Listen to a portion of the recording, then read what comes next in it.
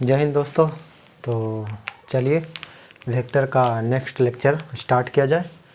तो हमने previous classes में कंपोनेंट ऑफ वेक्टर का यूज क्या था वो देख रहा था, जिसमें हमने देखा कि दो से ज़्यादा वेक्टर का अगर हमें सम करना होता है तो हम इसी का इस्तेमाल करते हैं और हमें कैलकुलेशन थोड़ा सा ट्रायंगल लॉ के अपेक्षा थोड़ा कम हो जाता है।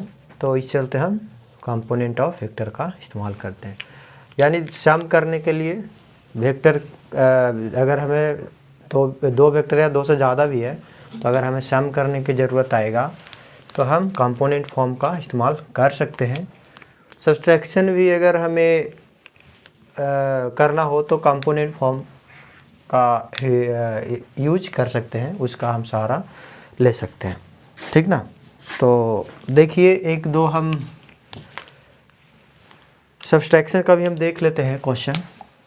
अब जैसे ए कोई वेक्टर है और ये दिया हुआ है 6 न्यूटन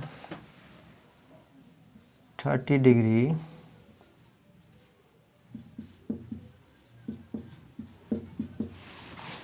क्लॉकवाइज फ्रॉम ईस्ट, ऐसा कुछ दे रखा। और b बराबर जो है 4 न्यूटन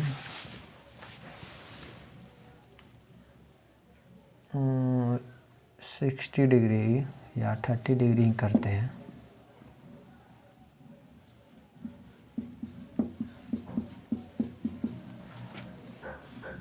यहाँ पे एंटी क्लॉकवाइज छूट गया।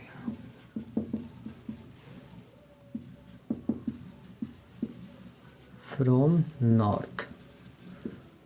देखिए अगर ईस्ट वेस्ट ऐसा कुछ हमें डायरेक्शन दिया हुआ है तो कोई बात नहीं, हम ईस्ट के जगह पे एक्स एक्सिस और वाई एक्सिस नॉर्थ की जगह पे ऐसा मान के फिर बाद में ईस्ट वेस्ट का, क्योंकि कंपोनेंट हमें कंपोनेंट फॉर्म में करना है तो क्लियर है कि पहले हमें क्या करना पड़ेगा, एक्सिस डिसाइड करना पड़ेगा।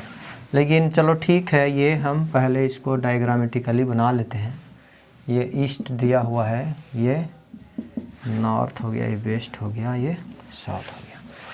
ठीक ना।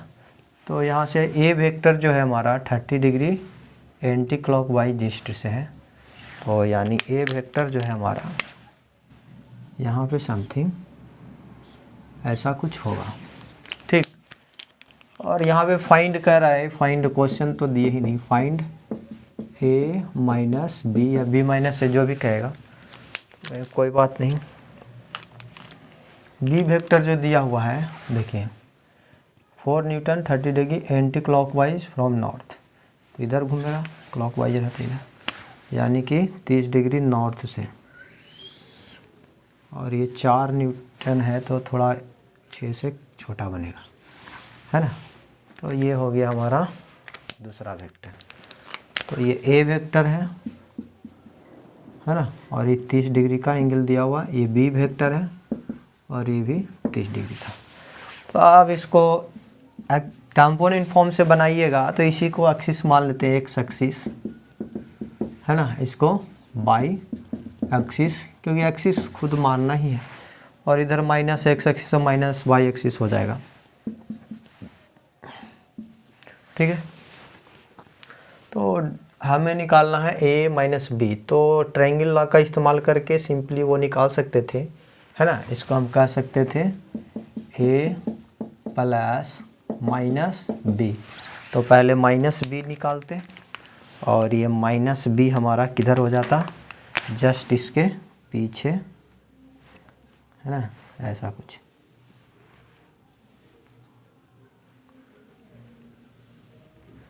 जितना लेंथ है ना, तो ए के हेड पे माइनस बी का टेल यहाँ से समथिंग ऐसे आता, है ना।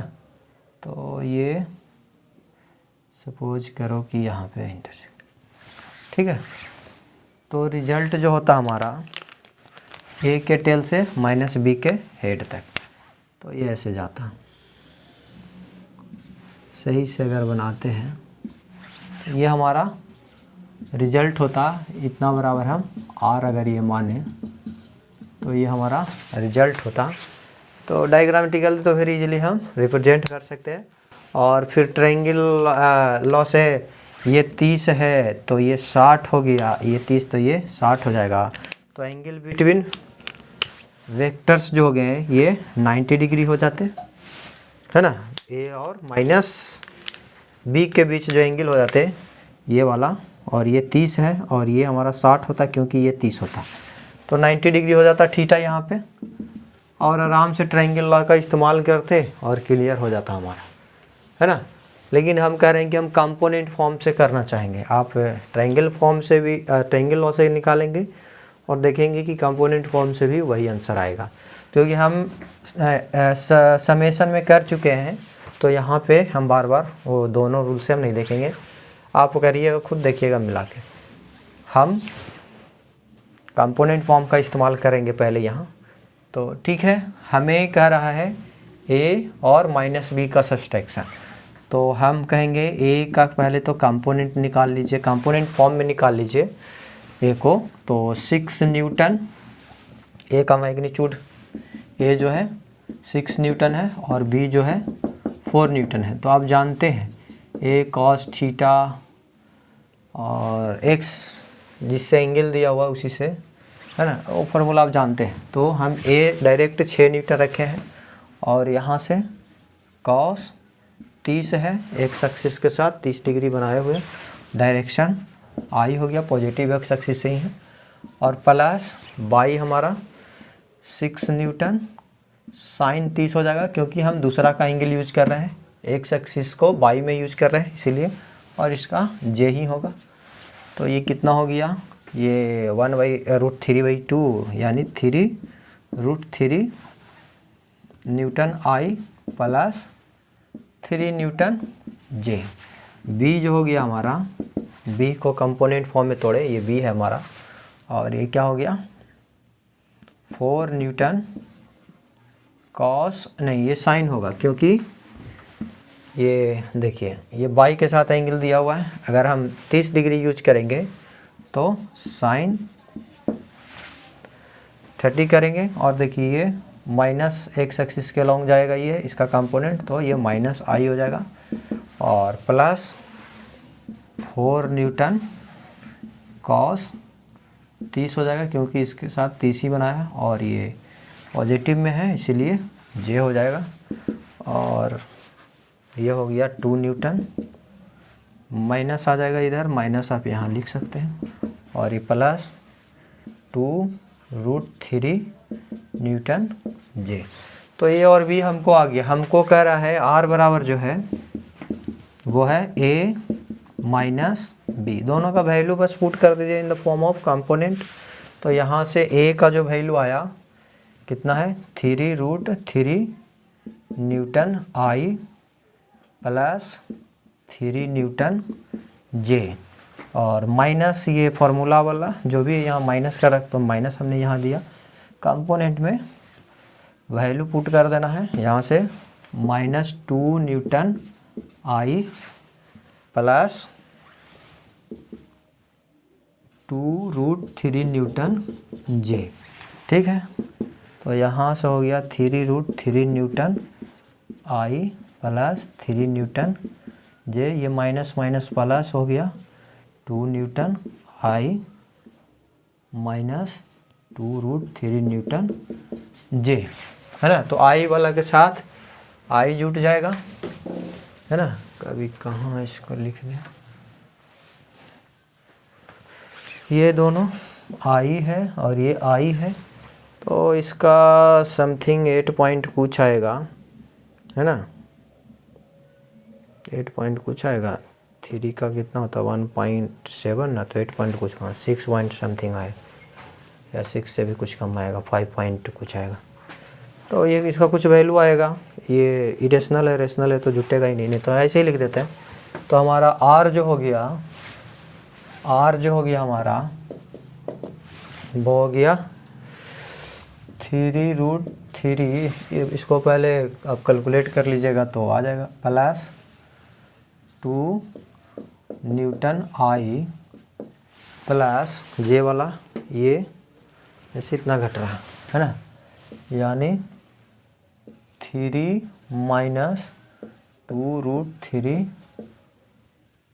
न्यूटन जे।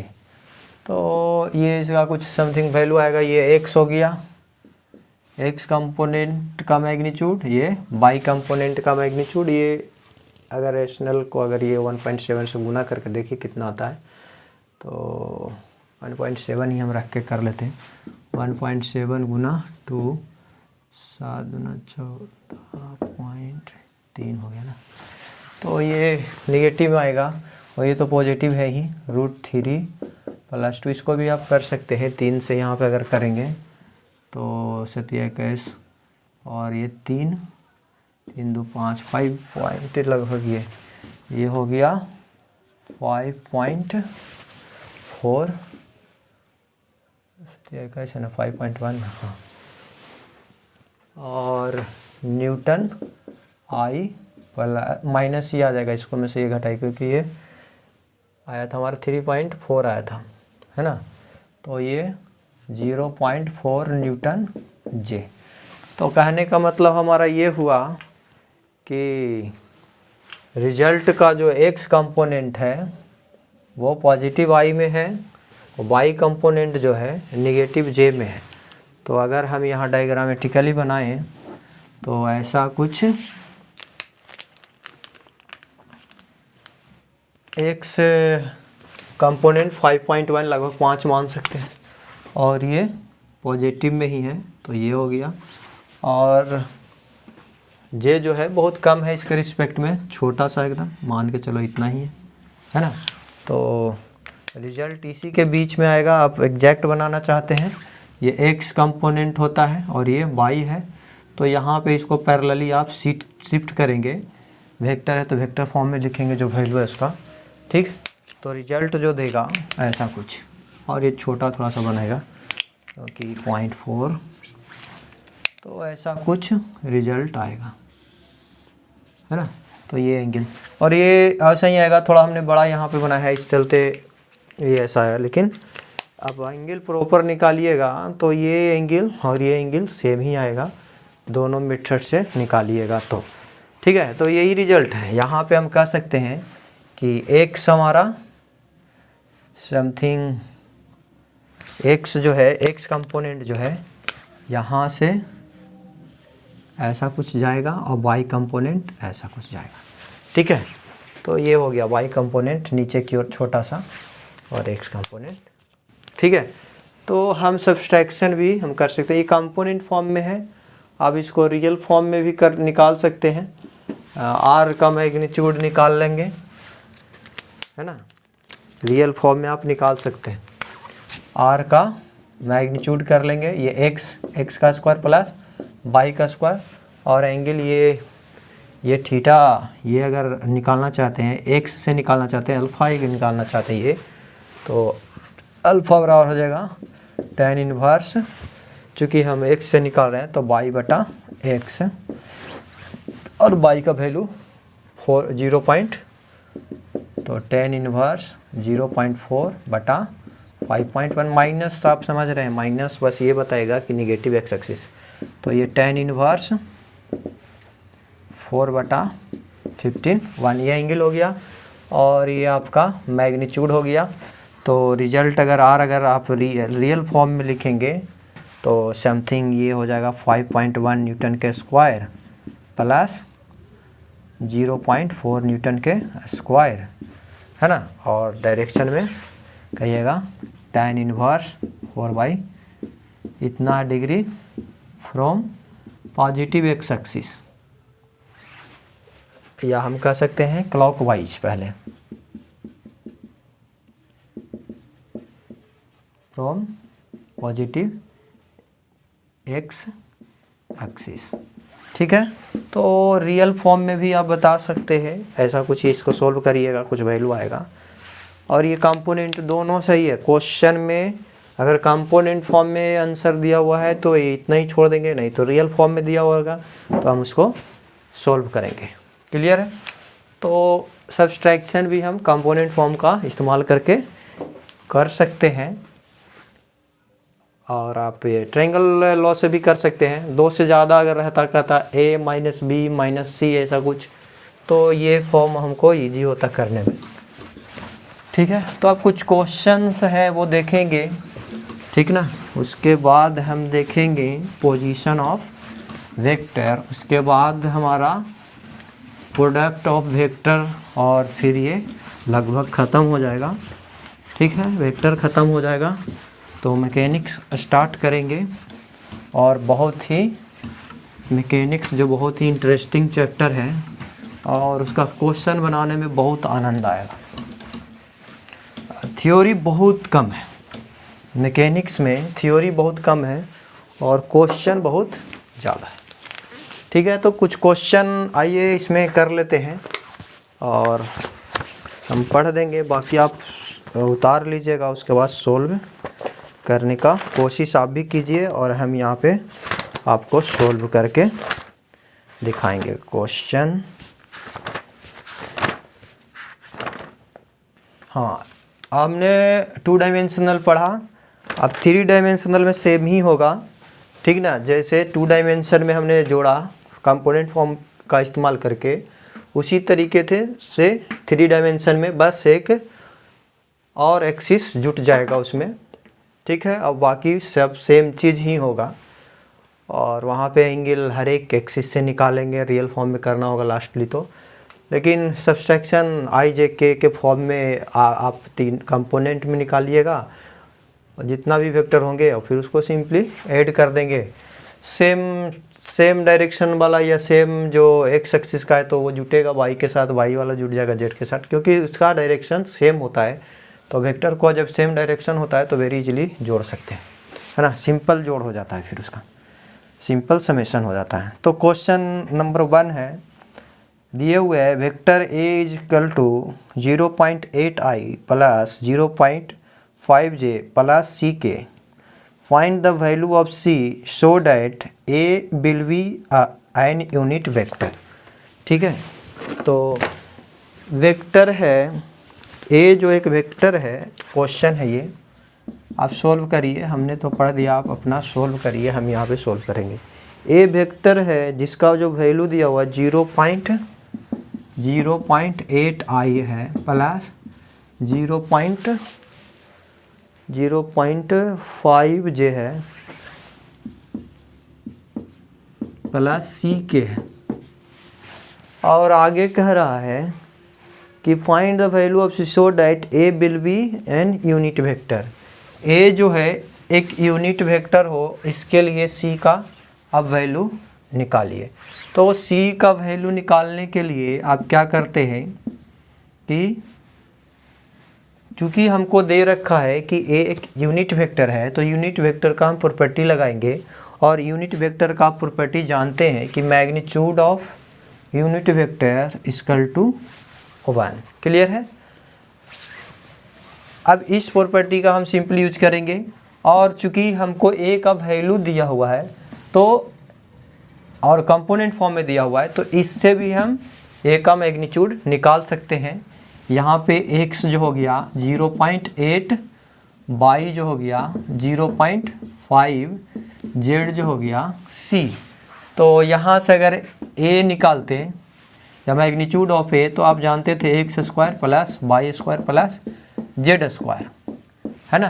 तो इसका वैल्यू एक ये भी होगा, और 1 हमको क्वेश्चन में दिया हुआ है। तो यहाँ से हम कहते हैं कि 0.8 के स्क्वायर प्लस 0.5 के स्क्वायर प्लस c के स्क्वायर इक्वल टू 1, और इधर रूट है तो उधर स्क्वायर हो गया, 1 का स्क्वायर 1 ही होगा। ये 0.64 और 0.25 हो गया, है ना, plus c square equal to 1।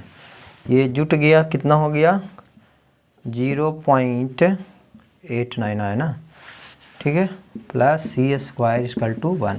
तो c स्क्वायर हो गया 1 में, इतना अगर घट गया तो कितना आ गया 0.11 आ जाएगा, ये इधर आएगा तो घट जाएगा ना, तो 0.11 हो गया। तो c बराबर हो गया √अंडर 0.11, यानी अगर c का वैल्यू यहाँ पे रूट अंडर 0.11 अगर आ जाए तो ये एक यूनिट वेक्टर हो जाएगा, क्योंकि ये वेरीफाई कर रहा है। क्लियर है? तो ये क्वेश्चन हो गया, बहुत इजी था। अगला क्वेश्चन देखते हैं।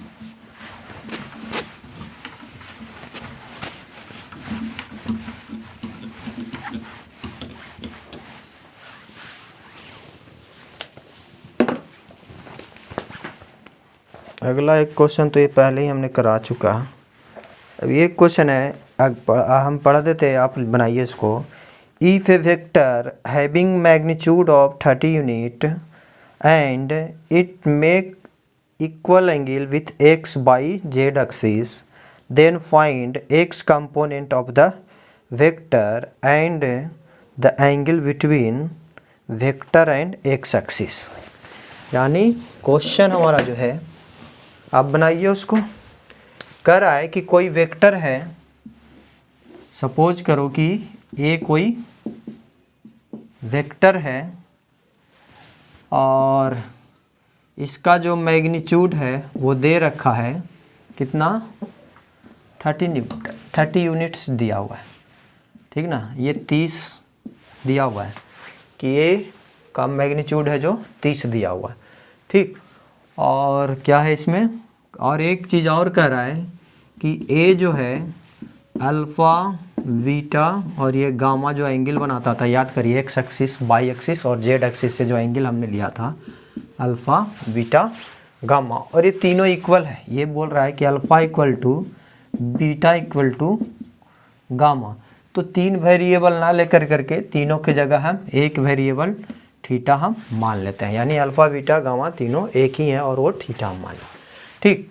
तो क्वेश्चन में आपको पूछ ये रहा है कि एक्स कंपोनेंट का मैग्नीट्यूड, या एक्स कंपोनेंट पूछ रहा है, कहाँ गया, find x component of the vector. X component पूछ रहा है, यानी एक्स हमको कितना होगा ये निकालना है। तो एक्स अगर कहे तो एक्स बराबर हमारा हो गया ए का मैग्नीट्यूड और कॉस थीटा, और चूंकि एक्स एक्सिस में है तो ये आई। ए तो दिया हुआ है, मैग्नीट्यूड ऑफ वेक्टर ए हमको मालूम है, कॉस थीटा यानी कि अल्फ़ा डिग्री अगर कहें इसको, एक्स से अल्फ़ा होता है तो अल्फ़ा हमको अननोन है ना। तो अल्फ़ा पहले हमको निकालना पड़ेगा, अल्फ़ा बीटा गामा तीनों। और सेकंड क्वेश्चन ही हमको कह रहा है कि angle between x axis and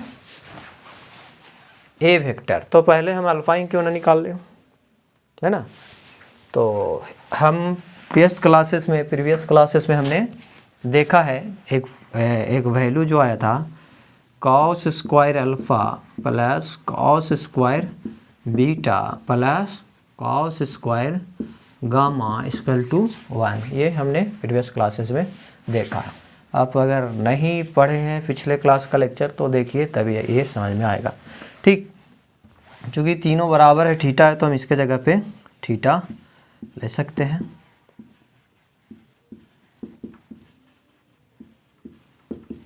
और ये 3 cos square theta equal to 1 हो गया, है ना। तो यहाँ से अगर कहें तो कॉस स्क्वायर थीटा बराबर हो गया 1/3, तो कॉस थीटा हमारा हो गया 1/√3, ठीक है। तो अगर थीटा कहे तो थीटा बराबर कॉस इनवर्स 1/√3, और इसका आप कैलकुलेटर से ही एग्जैक्ट वैल्यू निकालिएगा, नहीं तो यही डिग्री बता रहा है ना। इतना का एंगल ये बनाया। थीटा हमको मालूम हो गया, यानी अल्फ़ा मालूम हो गया, गामा सब मालूम हो गया, क्योंकि सभी इक्वल ही बनाता है ना। थीटा बराबर अल्फ़ा, तो अल्फ़ा बराबर भी यही हो जाएगा कॉस इनवर्स 1/, है ना। एक्स एक्सिस से इतना डिग्री का कोण बनाएगा। अब हमको एक्स निकालना है, एक्स कंपोनेंट। एक्स जो आ गया हमारा वो हो गया ए कॉस अल्फ़ा इंटू आई। ए हमारा 30 न्यूटन, और कॉस अल्फ़ा का ही वैल्यू हमको मालूम है 1/√3, है ना। कॉस थीटा यानी कॉस अल्फ़ा से भी, तो 1/√3 और ये आई, यह हो गया 10√3 आई। ये हमारा निकल गया एक्स कंपोनेंट। अब बाकी सारा कंपोनेंट निकल सकता है, वाई कंपोनेंट भी निकल जाएगा। और अगर चूंकि एंगल ही सेम है तो सारा का कंपोनेंट भी सेम होगा, एक्स, ए वाई, ए जेड तीनों हमारा सेम ही होगा। क्लियर है? तो इस तरीके से ये भी क्वेश्चन बनता है।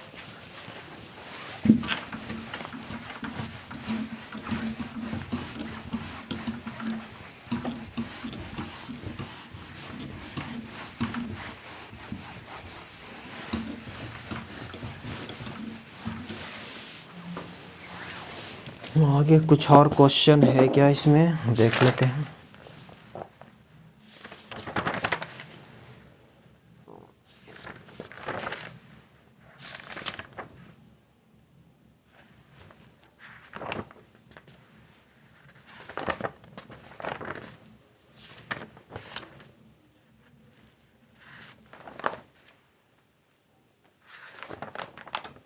तो क्वेश्चन, अच्छा ठीक है, एक क्वेश्चन और देख लीजिए।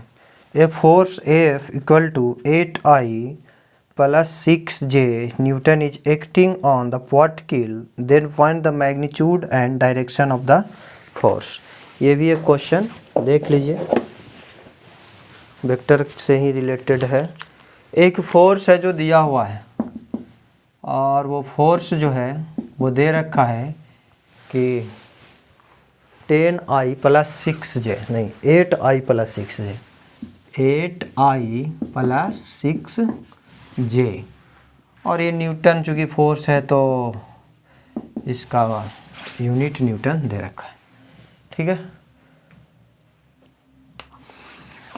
यहाँ से अगर कहें हमको क्या कह रहा है कि फोर्स का मैग्नीट्यूड बताइए, ये हमारा कंपोनेंट फॉर्म में दिया हुआ है। ठीक है, तो ये मैग्नीट्यूड कहेगा तो हम जानते हैं कोई वेक्टर अगर हमको कंपोनेंट में दिया होता है तो उसका मैग्नीट्यूड यानी ओरिजिनल फॉर्म में करना होता है तो एक्स स्क्वायर प्लस वाई, अगर जेड है तो जेड स्क्वायर कर लेंगे। तो यहाँ से एफ का मैग्नीट्यूड पूछ रहा है तो यहाँ पे एक्स कितना हो गया 8, वाई कितना हो गया 6। तो हम कहेंगे एफ का मैग्नीट्यूड 8 न्यूटन का स्क्वायर, ये न्यूटन दोनों में आएगा, और ये 6 न्यूटन का स्क्वायर, और ये 64 और 36 कितना हो गया 100, हाँ 100 न्यूटन का स्क्वायर यानी 10 न्यूटन का स्क्वायर। यानी मैग्नीट्यूड हमारा स्क्वायर नहीं है, न्यूटन ही है। ठीक है, आप डायग्रामेटिकली भी दिखा सकते थे, एक्स एक्सिस में 8 न्यूटन है तो ऐसा कुछ था, वाई एक्सिस में 6 न्यूटन है तो ऐसा कुछ है। तो रिजल्ट इसी के बीच में आएगा। और अगर एग्जैक्ट बनाना चाहते हैं तो इसको यहाँ इसके हेड पे लाना होगा, तो इसके टेल से इसके हेड तक हमारा रिजल्ट ये आर हमको मिलेगा, यही हमारा आर है। तो इसका लेंथ निकल गया, लेंथ ही मैग्नीट्यूड या एफ कहा है यहाँ पे, तो ये एफ मैग्नीट्यूड हमको 10 न्यूटन, इसका लेंथ हमको मालूम। ये एंगल आप निकाल सकते हैं। और ये डायरेक्शन पूछा है तो हम एक्स एक्सिस या वाई एक्सिस से उसका डायरेक्शन बता देंगे, और ये अल्फ़ा हम मान लेते हैं तो अल्फ़ा हम निकाल लेंगे, और यहाँ से tan अल्फ़ा करेंगे, चूँकि एक्स एक्सिस से निकाले हैं तो बाई बटा एक्स होगा, और tan अल्फ़ा जो हो गया बाई का वैल्यू 6 है, 6 बटा 8 यानी 3 बटा 4। तो यहाँ से अल्फ़ा जो हो गया वो हो गया tan इनवर्स 3/4 है ना। तो 4/3 का होता है कितना 53 है ना।